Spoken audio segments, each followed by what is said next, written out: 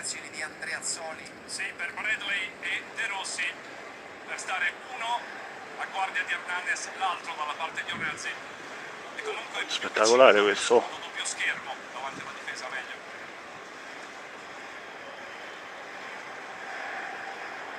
Marquinhos. Questo è bello.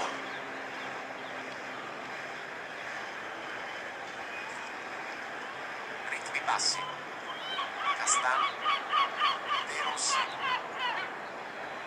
Eccessiva la profondità di De Rossi per destro.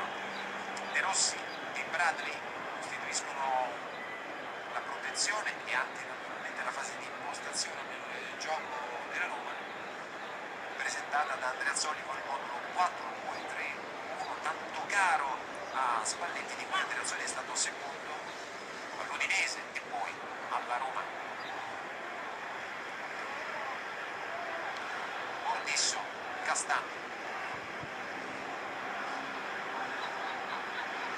A scavalcare il centrocampo. Questo è bello Deufo. Rose, Hernandez. Sta arrivando anche Radu al centro Centovic.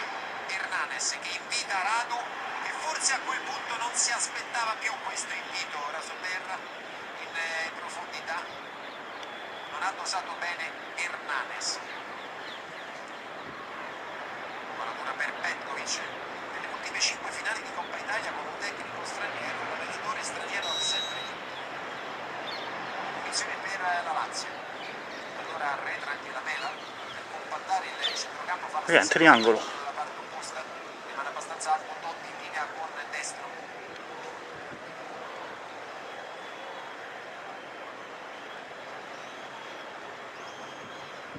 Munic, Tekel con Bradley che ne emerge vincitore.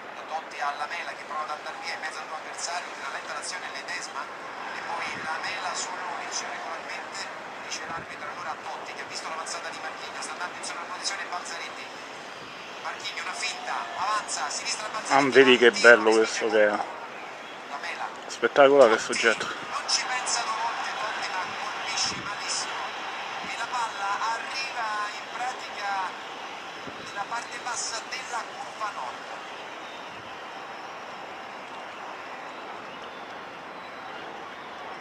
Finora intanto centrocampo, Gianni, non so se tu sei d'accordo, senz'altro più intraprendente e brillante Onezzi rispetto a Hernandez. Salto di Rose, volta è stata con De Rossi, poi Ordisso verso Lomond.